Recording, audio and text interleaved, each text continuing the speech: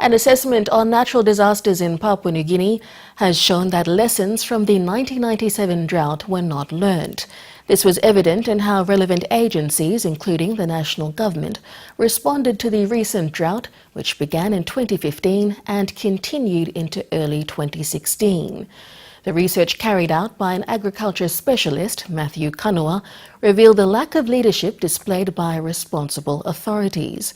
Mr. Kanua's research findings were presented to the PNG Update Forum today in Port Moresby. Esther Bralinwani reports.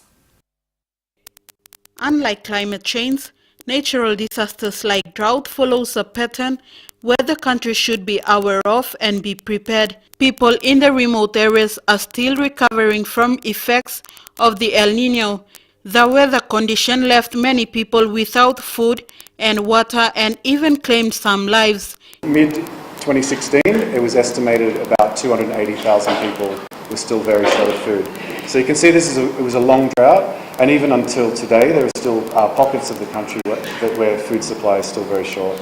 The research showed that there was chaotic response in delivering assistance to the provinces affected by drought.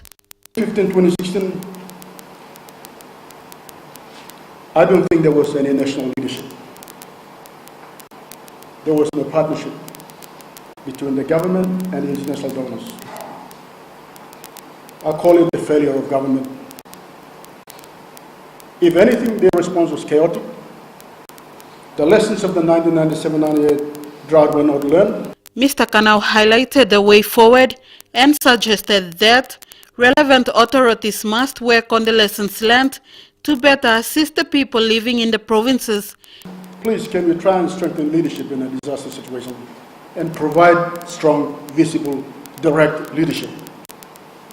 Let's identify the risk zones. We don't have to go all over this country. We know where the problems are and start mitigation efforts in advance.